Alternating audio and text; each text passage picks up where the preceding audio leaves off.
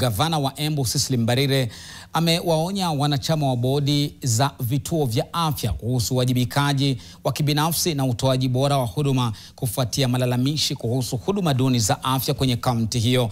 Gavana huyo amesisitiza kuwepo kwa uwajibikaji na uwazi na vilevile kuwaonya wanachama wa bodi kuwa ripoti za ukaguzi za kuridhisha na kuwa kila hospitali itakaguliwa kivyake kwa lengo la kuhakikisha kwamba wanachama wanawajibika kibinafsi kwa utendakazi wa vituo vyao. Gavana huyo ameongeza kwamba uteuzi wa bodi mpya chini ya sheria ya uboreshaji wa vituo vya afya ni hatua muhimu katika kuimarisha mfumo wa afya katika kaunti hiyo ya Embu.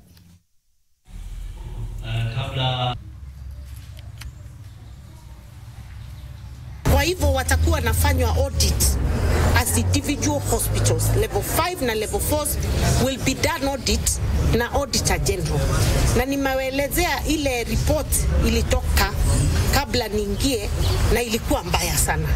So tumesikizana pesa itumike vizuri na kukuwe na accountability, transparency ya vile pesa zetu zinatumika. Na sisi pia tutakuwa tunafuatilia through our own internal auditors kuhakikisha pesa inatumika vile inatakiwa.